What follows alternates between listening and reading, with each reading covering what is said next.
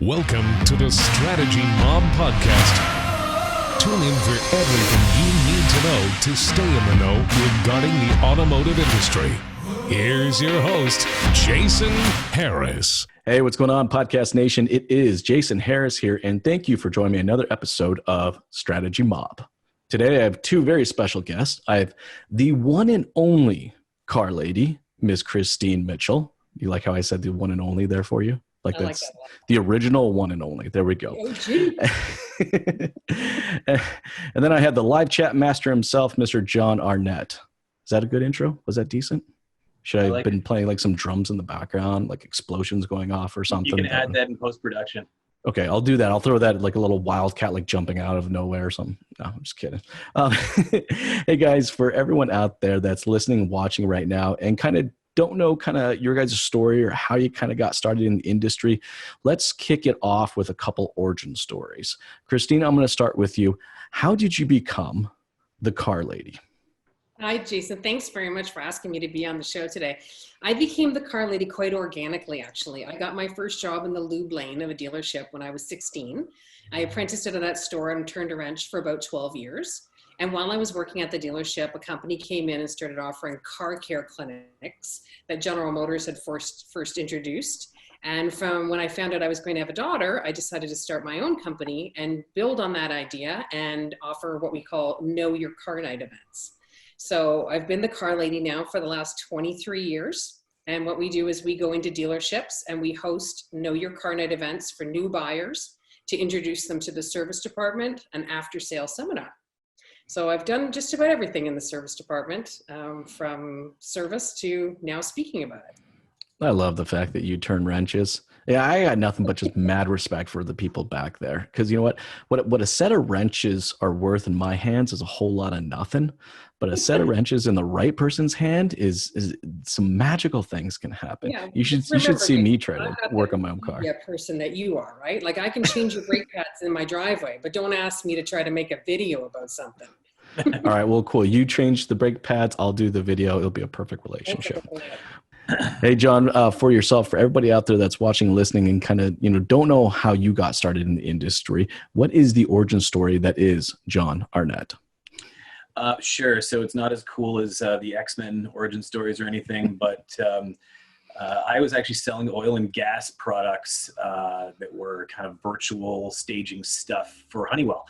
And it was kind of the dot-com boom and everything fell apart and half the company got laid off. And I said, what do I do now? And all of a sudden and I've always loved cars, and there was an opening at Auto Data.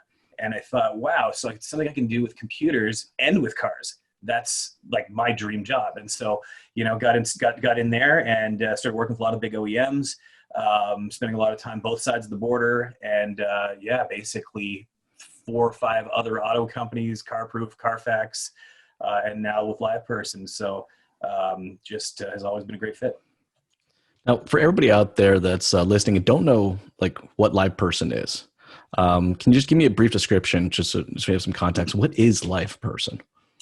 Yeah, it's even changed in the last year, really. I mean, we used to be, the simple way that we would elevator pitch somebody or explain what we do is just to say, we provide live chat on your websites. That was the old thing, right? And then it's kind of evolved now. We're really primarily an AI company. So that's kind of the first piece of things we do. We've developed our own AI engine. Our CTO actually came over from Amazon. He developed the Alexa program. So, he has a little bit of experience in AI and things like that. Just a little bit, right? Just a little bit, yeah. And so he's really transformed the AI side of our business, and that's a big piece now.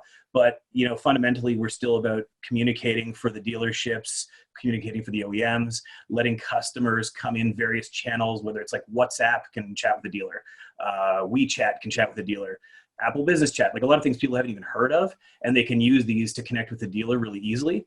And basically, especially now, it's become very, very useful with the trend of trying to buy cars remotely. So, well, we want our questions answered. We want them answered now. Who wants to wait for a salesperson to get back to them with a half-assed, answered question and a line that says, "Okay, cool. When do you want to come into the dealership?"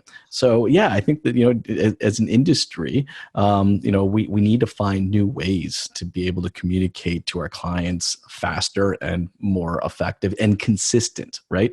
I think that what I find with your guys' product and solutions, the consistency of those communications.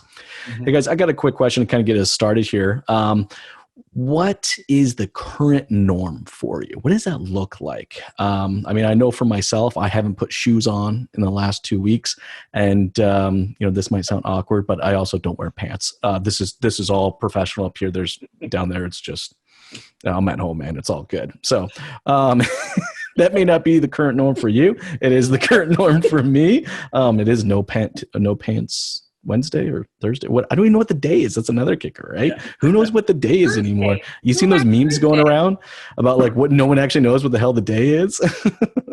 Christine, I'll start with you. What's your current norm look like for you? Well, after March 13th, obviously we weren't able to host any more of the Know Your Car Nights in the dealership setting. And while it was a blow at the time, we've had to roll with the punches. And so now what my new normal is really just sort of keeping communicating with my dealerships, communicating with my team. And now I'm teaching myself, because you can teach an old dog some new tricks. I'm teaching myself a lot more about video and about social media and doing Instagram Live. And next I'm going to conquer TikTok. And so I'm trying to keep myself out there on LinkedIn and visible, because I have seen so many people go black. Like, you just never hear from them again. Everyone is sort of, I think the first bit was a retreat. I know I was in shock. I had worked so hard to fill my calendar for the full year. It was the first time last month or this month in the company's history we didn't have a show. And so my new normal is continuing to offer services through video, by creating social media, and continuing to offer education for customers of dealerships on the vehicle they purchased and how to take care of it. So that's my new normal. My new normal is teaching myself how to better communicate virtually. I think for a lot of people that's true. I mean, I don't think I'll take that back. I mean, there are some people out there that were almost kind of more designed for, this time period. But, even for ourselves, with our business, we've had to do a lot of reinventing, really kind of rethink about the products and services that we're going to offer moving forward. So it's an interesting time. It's very different than the recession. I remember the recession. Right? I told my husband, I said, I used to make money. Now I make meals. I made a 2-week calendar of everything that we're going to have for dinner for the next 2 weeks. And my daughter told me it was because of my type A personality that I had to continue to schedule things and be organized. But I'm rolling with the punches, and I'm just waiting for the time where I can go back into the stores and maybe offer some new services if that's available for me. Yeah, I'm looking forward to getting back on the road myself too. Hey, John, for yourself, what does the current norm look like for you right now? So, unfortunately or fortunately, I guess I'm lucky. It's busier than I've ever been. And I was thinking about that the other day. Yeah, there's trends in the industry where things are going up, but one of the biggest things, a lot of my team is, these road warrior salespeople that were in dealerships every day, all day. I was spending time on a plane. They're spending time in their cars 4 or 5 hours a day, where, they're actually only getting 3 hours of meetings, but now they're getting 8 to 10 hours of meetings a day virtually. And so we're way busier than ever. We've got crazy contracts coming in. We've got 1 million customers contacting us every day. Just the nature of what we do, it's helping them stay selling, so to speak. So, we're seeing now on chat, the top, or messaging is, sorry, I keep using the bad word of chat. That's the old style. In messaging, we're seeing people still asking, the first common question now is the vehicle still available? That's what we saw in the last week. Second question is your dealership open? And then third question is, can I remotely test drive the car? And do you think that's a little, John, do you think that's a little crazy? That would you have ever thought that in the top 3 most commonly asked questions, one would be, are you open? Right. Exactly. It's very, very different. But we're finding, there's a divide in the industry. I think we've had some dealers who have really embraced this. And I was talking to a major dealer group yesterday who said, you know what, their sales are back to about 80% of what they were because they've really embraced this. And then I've talked to some who are like, we're just closed. We're not even talking to our customers. But they're still out there, and personally, just yesterday, I was looking at some vehicles online, and I reached out to 3 dealerships about the same car, but one was in Brampton, one was in London. And the only one that got back to me was actually ended up, and I'll give them a shout out, was Alfa Romeo London. And they replied, nobody else even called me or emailed me back. That's crazy. Yeah. Well, I think there's a lot of opportunity. It's funny because, John, I'm actually in market myself as well. I have to switch up my vehicle every couple of years because the amount of mileage I put on it. I have almost 200K on my Maxima now, even though I've only had it for up a little over 2 years. But, the same thing. There's a couple, I was looking at some pre-owned like Jag XJs, and I've reached out to a few people. It's just total silence. I actually reached out to 5 used car dealerships, and not a single one of them's got back to me. And it's been 3 days from now. So it's interesting. But actually, one of the points I wanted to bring up, John, was you're finding right now a increase in productivity because this time frame has changed your business model. You're like myself, I was on the road a lot too. Now I'm coming back out of this. I'm really going to question, really, do I need to spend that much time on the road? I think, and this goes into our clients and our dealerships, and I'm sure, Christine, you're feeling this as well. It's do we go back to the exact same model of business that we had before? I mean, I've talked to a handful of dealerships just this morning. I had one actually tell me that they're actually going to have the most profitable month they've ever had in April. And it's because they're doing a lot with a little. And I hate to say it, maybe I'm wrong, but it's is that a direction we could possibly heading towards? Christine, what are your thoughts? I'd like to see everybody get back to work. And obviously I've been in touch with a lot of salespeople and a lot of people in the industry, particularly young women who I mentor a few to help them along their way and navigate the choppy waters of getting into automotive and choosing automotive as a career. I know that most people are fairly anxious to get back to work. But I can understand the dealerships having better success with buying and selling virtually. What my area of expertise comes from is, so you've sold the car and you've delivered the car to the driveway. Now, how do we retain those customers back into the service department, which is where I think my niche will come into play once things sort of level a bit. We've got to get cars over the curb, and then we can concentrate on the next stage, which I think is where my level of expertise is going to be. I was just speaking to someone about this today. A lady down the street from me bought a vehicle, and they were delivered it virtually, right? She bought it online. It was dropped off for her in the driveway. She's thrilled with it, but nobody taught her how to work it. So she called me, and could I come down and help her hook up her Bluetooth? And she didn't know how to set up her Apple CarPlay, and she didn't know how to do this, and she didn't know how to do that. So nobody's educated her now. Okay, so you bought the car from us, thank you. Even if they had done a delivery with her, nobody's introduced her to the service department. So I'm thinking that's where my company will be able to parlay something for the stores. But I think that it's great to hear that people are still selling vehicles, and there's obviously a lot of great incentives on right now. So if you're in the market, and apparently if you can get someone to respond to you, now is a great time to buy a car. Well, actually, that's actually kind of a unique point there.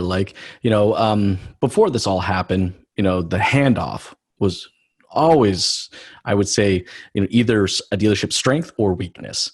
How do they hand it off from one department to the other? How do they kind of create that and nourish that relationship? Right now we're forced to create this kind of virtual experience. And, to your point, Christine, that's probably an area that we've missed. We've missed, how do you do the virtual handoff? Okay, cool. I think a lot of dealerships are, and John, you can probably attest to this as well. A lot of dealerships have kind of grasped the concept of how to kind of virtually sell a car. Yeah. But it's how do they kind of virtually hand off, that relationship from the sales department to the service department? John, what are you seeing on your side right now? Service to, sales type engagements, and what are the conversations between those departments? Well, I can speak to delivery a little bit first too, on that, because it's kind of interesting. And I'd say probably 2% of dealers are doing this well right now. There's a huge opportunity of it on the virtual delivery. Like, yeah, super cool that you can drop a car in my driveway to test drive. I love that.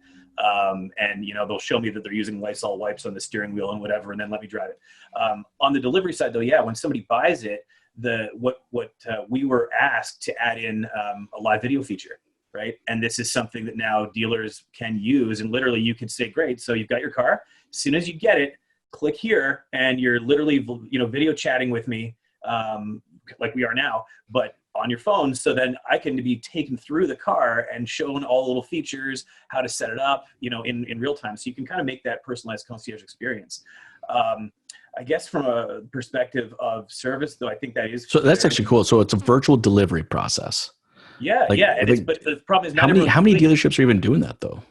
Very, very few. So we've had, I would say, in our portfolio, there's probably less than 50 in the whole country that are utilizing all of these things.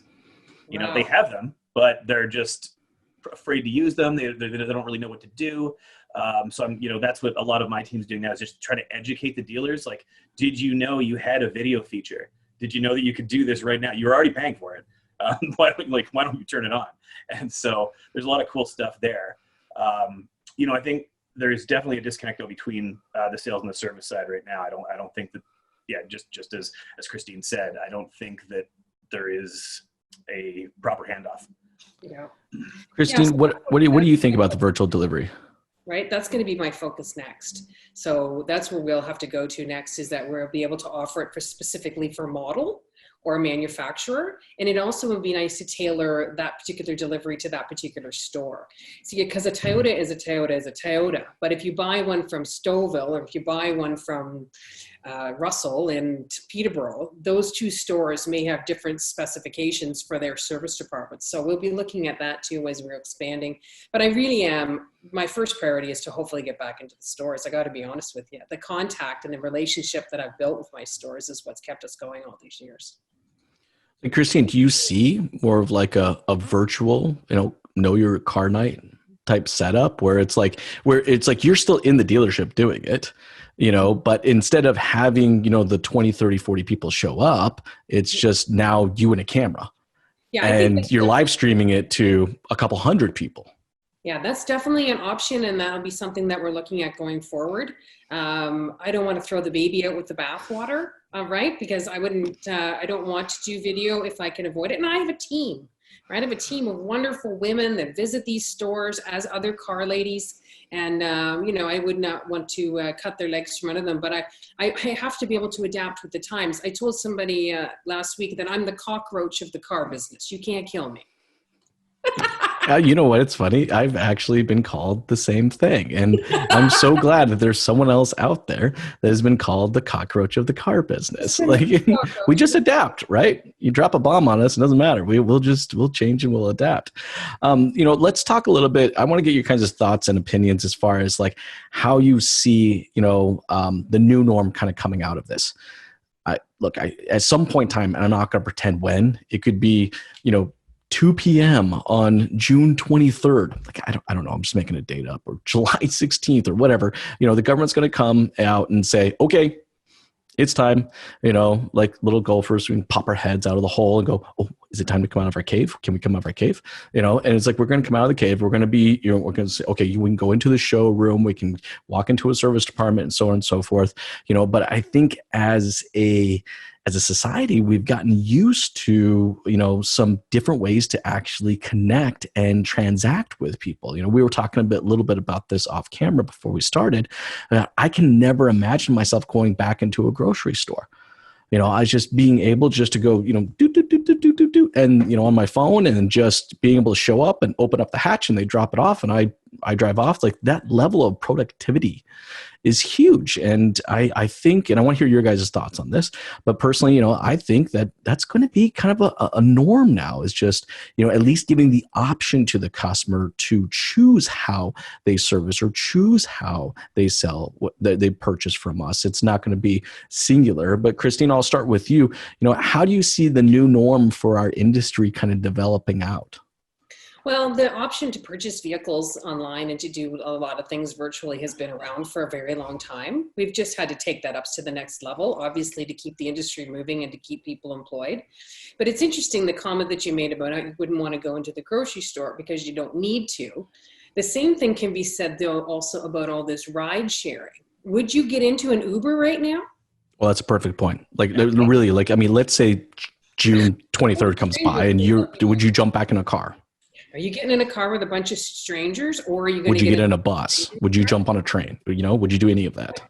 So this actually, there's a twofold part to this, right? If we ride the wave, and hopefully on July, what did we say, June 23rd at 2 p.m., we can all get back out of our caves. I'm just making it up, yeah. There's going to be an opportunity for the car business to reach out to a market that they never thought they'd get.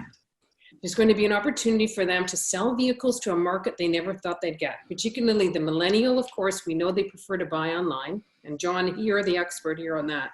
But a lot of them in urban centers never even purchased a vehicle. I have a brother who's 53 years old. He's never owned a car because he lives downtown Toronto. Why would he ever need one? But the fact of the matter is that you may not want to use the same public transportation options, and we may end up selling more vehicles out of it. I think we're going to see a resurgence in like small sedans. Like, you know, like, I mean, how many Nissan Sentras were really sold last year? You know what I mean? Like, I think we're going to see a resurgence in that, of kind of that inexpensive kind of economy style vehicle. You know, it's like, why spend the $300 a month in public transit when I can, you know, taking the train and bus and everything else and share or ride share programs when I can just lease a car for $300 a month. John, your thoughts? I think the used market's going to do quite well after this too, because Good point. It will be. I know lots of people in some bigger cities, you know, Toronto, Calgary, Montreal, things like that. They're using, they use those car share services where they rent the car whether they have a membership or whatever it is, right? But yeah, then you get in that car and you just know somebody else was just in there touching everything. I feel like there's a lot of people aren't going to like that anymore. Yep, there you go, right? And it lives on the surface for 72 hours. Well, and you know, those companies aren't going to be sending out sanitizing crews for all their cars in the streets. So to me, I think that's a big up for a used market where somebody's going to want to get into a car at, you know, the $10,000 mark and say, you know, I can afford this. I'm going to buy it and I'm going to stop doing those sharing things. So that's definitely a possibility. And then I think customers, you know, to your earlier point on how they're going to buy, some are still going to be going back to the showrooms. Of course, you know, there's a lot of beautiful showrooms. There's also, you know, it is the best way to experience a car if you're not, you know, somebody that knows all the cars already. And you have to drive it at some point.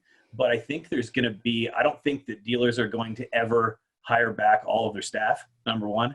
I think that they're going to have leaner sales teams. And, you know, I've been on some other calls with dealerships and they're talking about hybrid roles now where a sales manager is also a finance manager. And they're kind of doing more things. And, you know, but I think customers are ready to buy things from home more now. And I would guess the number I'll throw out is maybe 30% of people are going to stay doing things remotely and will be, you know, willing to buy their car fully remotely, but you're still going to have maybe 70% in the dealer. That'd be my I'm with you, John. Like, I mean, I think for anybody out there that's listening, watching right now and thinks that, you know, when that day time comes when we're able to pop our head out of our caves, that everything goes back to normal, that's just not true. You know, this is a lot different than the recession. The recession was an economics breakdown.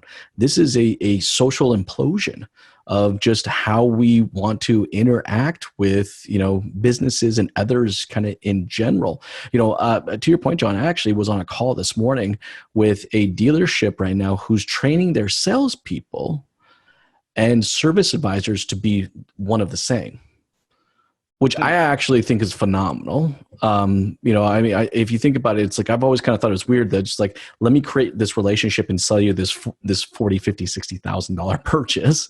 And then let me just hand you off to somebody else. And they're the ones that are going to walk you through and ensure that you're servicing the vehicle and that it's maintained properly. So it's like now the service advisor and salesperson is all in the same. So the person that you start the relationship with is the person that you continue the relationship with. Like, I think that's pretty smart. Christine, what are your thoughts on that? Catching me off guard. That's what I like to do. Yeah, geez, what are my thoughts about that? What do you think of salespeople being service advisors? Sounds like a great idea. It sounds like a great idea, right? But I'm not sure how that's going to execute. There's just so much to know in the service department that by the time we've spent the last X number of years, both of us in our careers, you in particular, training people how to sell, and now we expect them to know about service, right? So I think that's quite a way out. I don't see it happening in the near future, but maybe I'm wrong. I've been wrong before. Well, no, that's a good point. I mean, but I've met some amazing service advisors. Like, could I teach some good service advisors to sell cars? Hell yeah, I probably could. In fact, then they have such good relationships with the customers that are already coming in for a service. Like, I feel like I could probably grab some low-hanging fruit there real quick. I think what it is in general is just we're having to kind of rethink it. I mean, John, I'm sure you're probably seeing this too on the internet department and sales department. For a lot of dealerships, they were kind of separated, right? Like, internet leads were kind of treated as kind of these third-class citizens. If they come into the dealership, that's my priority. And if they call, I'm going to spend a little time. Oh gosh, those internet leads. I mean, all they care about is price. I don't really want to talk to them, but that's not the case now. Every single customer is an internet lead. There's no separation. It's kind of a fundamental shift. In the past, where we had these internet departments and then we had the sales department, I think moving forward, do we really need to have these two different departments? John, what's your thoughts on that?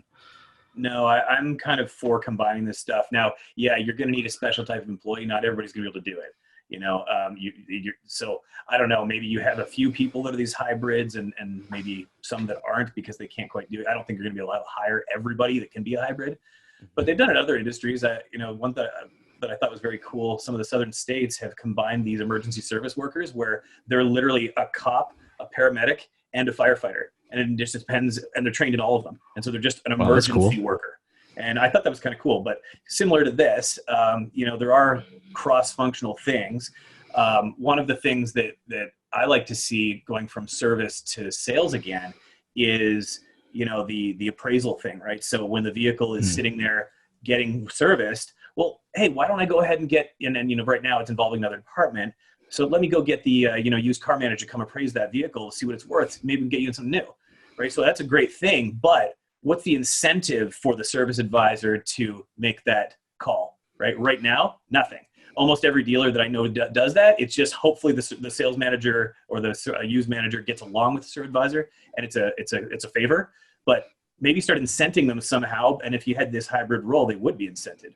So. Well, there are some dealerships that I know of where there is actually someone in the service department from the sales department. So they're actually a salesperson who've now been set up to. So is it like a middleman, Christine? Like someone that kind of sits in between? Is it like a middleman? Like someone that kind of sits in between them?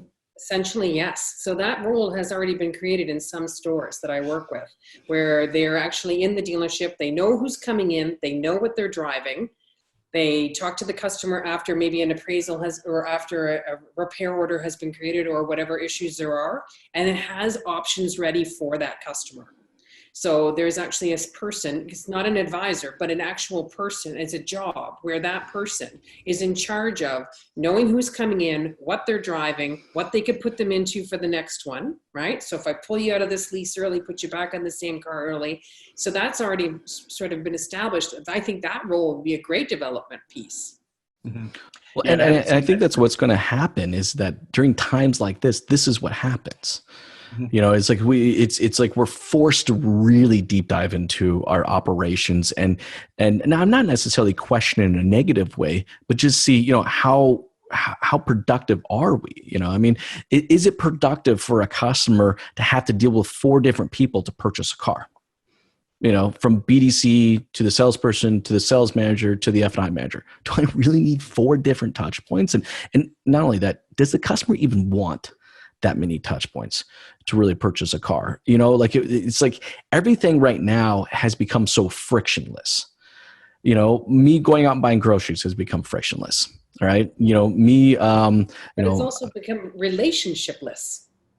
Well, but okay, so that's a good point. Let's talk a little bit about that, because I've actually had dealerships tell me right now that the sales that they're doing, the servicing they're doing, they're actually connecting deeper than they've ever have in the past. And John, I'll get your thoughts on this because I think this is kind of up your alley with the live video, is that when you're having to engage with someone on this type of device, I have dealerships telling me that their customers, the level of like hyper attention is like really, really, really high. You know, it's like when someone's at the dealership and you're talking to them, you have to excuse yourself. They go do one of these, you know, and there doesn't seem to be all there. But like when you're live chatting someone, you know, and you have this device up in front of you and you're talking to them, you know, it's like you're so connected.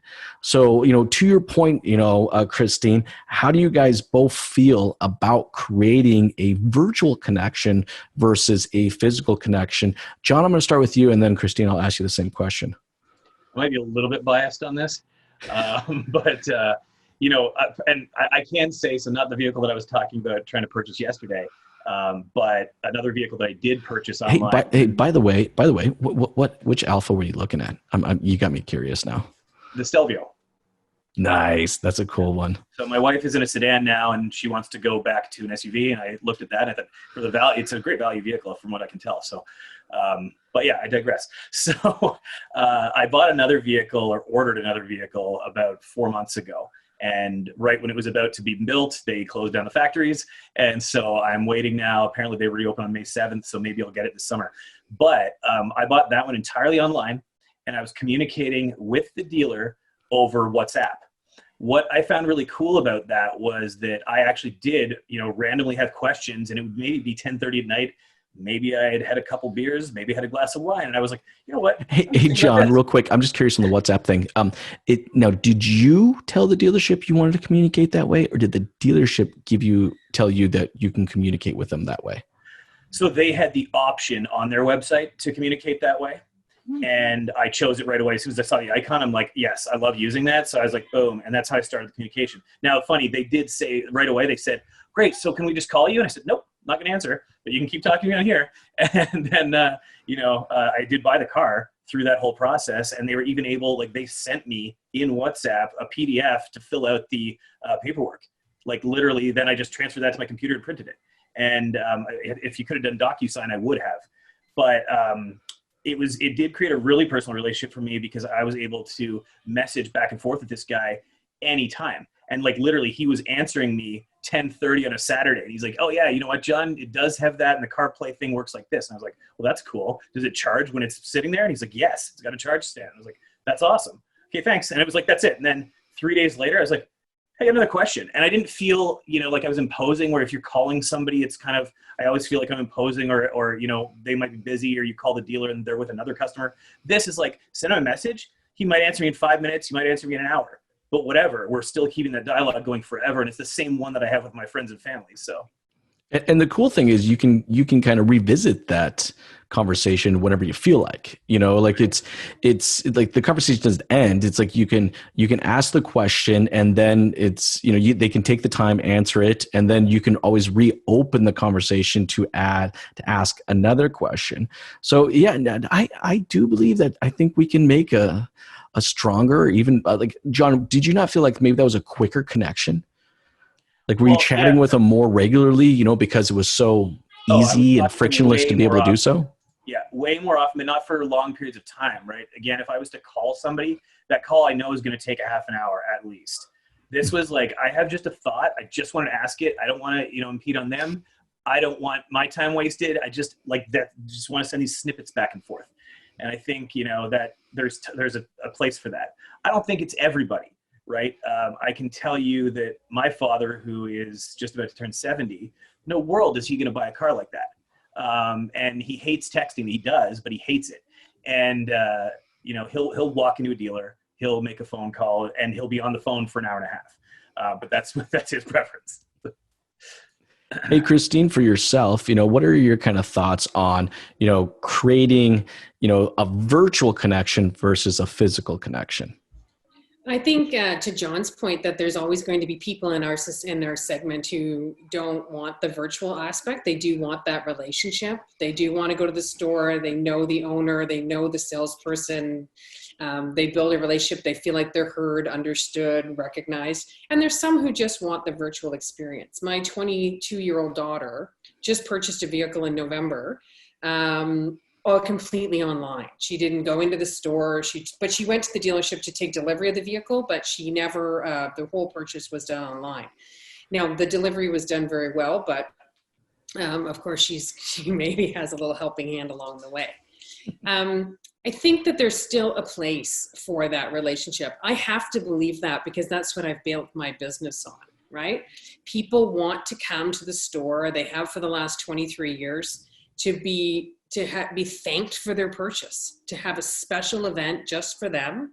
I think that there's still space for one-on-one communication to answer questions for people live.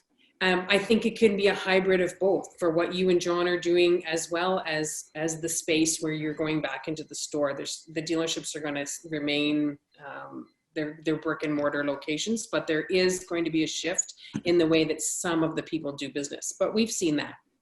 Yeah, I would agree with that totally. That the dealers need to adapt to do both models, because half the customers want to do it one way, half the customers another way, and then they just have to adapt to do both. And both of those people then need that sales to service handoff, right? Yep. So it's a win-win for me, luckily. But the fact of the matter is that more people like yourself buying things online, I think that will continue, but we knew that.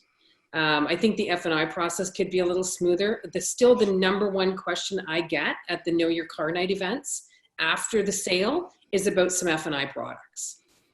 People who didn't take advantage of it when they purchased the vehicle, because they get into the office and they're either too excited or they just don't want to buy another darn thing. I think there's some opportunity there for some fine tuning with that. But to your point, I think that there's going to be a hybrid of both.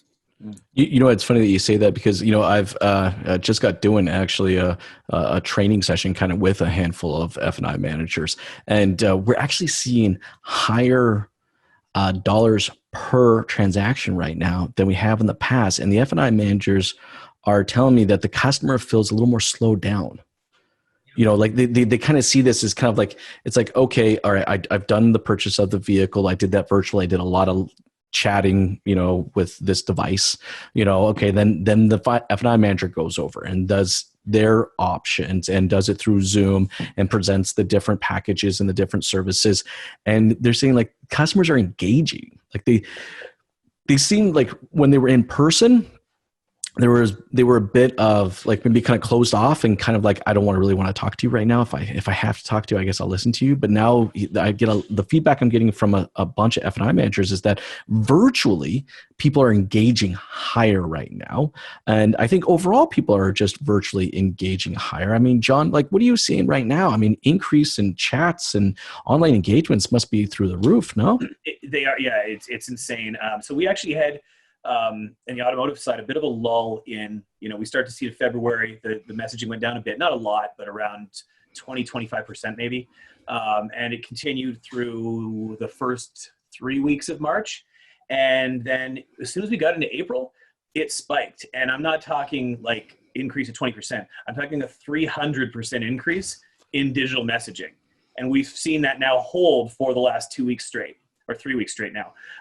So it's pretty impressive what's happening. It's to the point where we had to very, very quickly deploy several $1 million of additional servers so that we could keep up with the actual software working.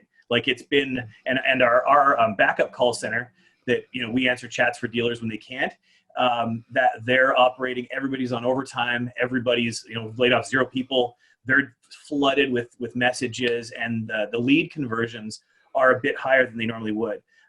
Average messaging converts to a lead at around 48, 52%, something like that, depending on the dealer. We're seeing that also is now hovering about 62%, which is meaning customers are giving their information more freely right now. And, you know, it's been very interesting. Well, I think right now, I mean, like the dealerships that are going to over communicate and do the best at over communicating to the customers, because I think the customers' ears are open. Like they're willing to listen to everything. You know, I mean, even from virtual communication efforts in the service department, I mean, we saw dealerships even before this all happened, dealerships out there that were consistently, you know, capturing video about, the tire wear on clients' cars and the disc brakes being low, and being able to visually send that to a customer and say, hey, look, this is what I'm looking at. This is how much it's going to cost. We see the closing rates on those types of ROs, that are 30, 40, 50% higher than ones that we were trying to communicate just person to person. So I think at the end of the day, to both your guys' points, right, we're going to have to craft out multiple processes. It's not like in the sense where we go back where it was like there was one way to service a car from us. There was one way to buy a car from us.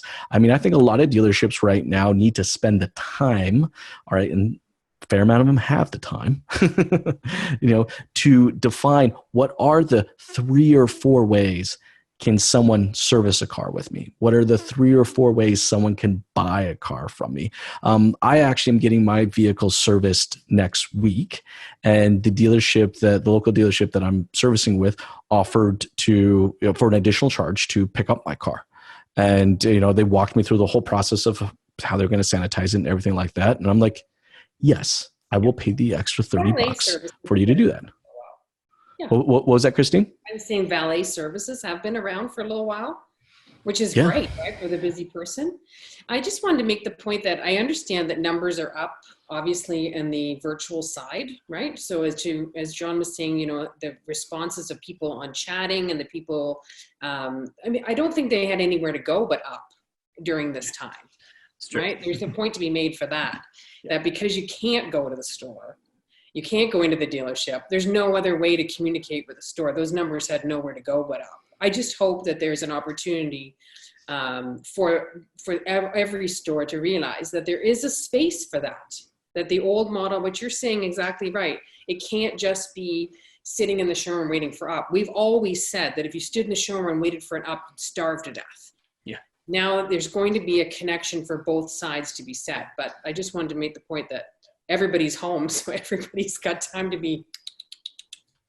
No, look, I think these are some actually some exciting times. I know there's a lot of bad things going on, so I want to say that with a grain of salt, but I think businesses have to look at this time as either an expense or an opportunity to invest.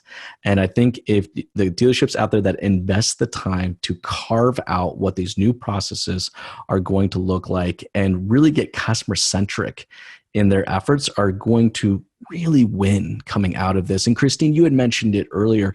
There is going to be a whole new wave of car buyers that are going to be coming into the industry that we haven't ever had in the past. The bottom line is, if you were shopping for a car, and John, to your point, you were shopping for a car before this all happened. Look, you're still shopping. 2021, we're actually bringing out a new program. So we'll do the Know Your Car Night. We'll continue with that. We'll do the Women at the Wheel, but we're actually going to bring out a new buyers program. So we're actually going to start a program. We'll either do it. We haven't decided if it's going to be virtual or in store, depending how times turn out. Right? We're all in a wait and see process, but we're going to actually have a program where you can come to any store and learn what it means to buy the car.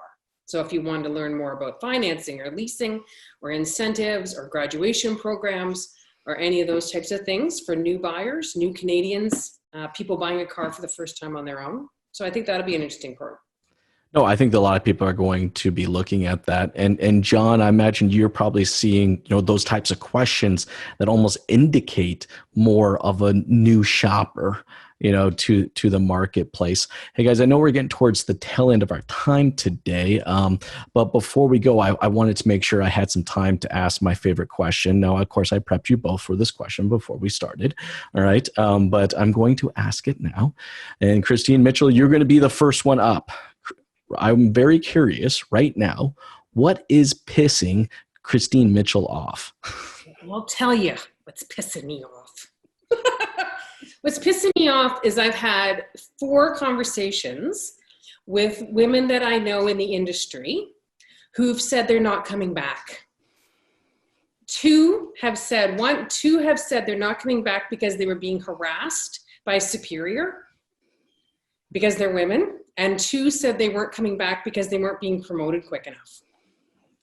So that pisses me off because I work with a lot of women and try to get more women in the industry. We talk about it all the time. We have the Women in Automotive Conference. We have Women Driven. We want to encourage more women.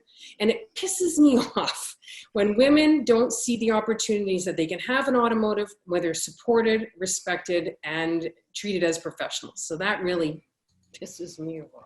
No, I'm with you on that. Anytime I hear stories like that, that gets under my skin and gets my blood boiling as well. I will say this, though, and the both of us have been in the industry for a long time. I hear less. I hear stories, but not as many as I did, a decade. No, I agree. But it's just, it caught me on an edge. When you hear something and it just catches you on an edge. So when you asked me the question earlier, what pisses me off? It's that kind of nonsense that pisses me off. I'm with you. I'm totally with you on that. All right, Jon Arnett, I know you are just normally a very mild, even-headed guy, but I know that there's something that pisses Jon Arnett off. So what is pissing you off? Sometimes I can have a bit of a temper, but I'll give you two things real quick. One personal, one workplace. The workplace piece that's pissing me off right now is the dealers that are hiding their head in the sand right now. And there are a lot of them. And like I hear this day in and day out from my team that they've talked to somebody and their dealer's like, no, we're just closed. Doors are closed, not taking calls, not scheduling anything. I said, okay, great. So in a month or whatever that magic date is, when you reopen, what's your pipeline? Is it $0? Well, that's insanity. Like, why would you not be nurturing the customers remotely, whether it's on a phone, whether it's a video, whether it's messaging, chat? There's a million ways to do it. But why would you not still nurture that? And your staff's at home or whatever it is, they can do that from home. It doesn't matter. You can have a couple people that are just doing that. So that's my industry upset thing right now. Personally, it's the people not understanding what the social distancing or cleanliness stuff is. I was in the grocery store, which I didn't want to do, but I couldn't get a slot for another week, and my kids had to eat. So I went to the grocery store. I wore gloves and no, not a mask, but I wore gloves and I made sure that, I was staying away. A guy in front of me, about 65, I would guess, he was wearing rubber gloves, touching a million things. He walked out still wearing these rubber gloves that have touched a couple hundred things in the store, pulled out a cigarette, put it in his mouth that he had, while he's still with the gloves, lit it. And I'm just like, oh my God. So just, yeah.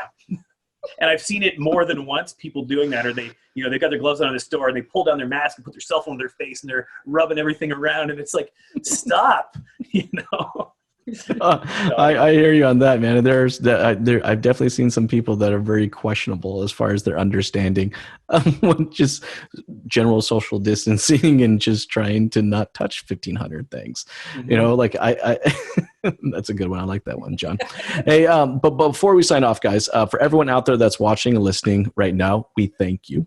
And if you would like to connect with either one of these two fine people, what is the best way to connect with you? Christine, I'll start with you. What is the best way to connect with you? The best way to connect with me is through any of my social media channels. So on Instagram and on Facebook, you can find me at The Car Lady Canada. And you can also connect with me through my website, thecarlady.ca. Awesome. Thanks. John, for yourself, what is the best way for someone to connect with you, sir?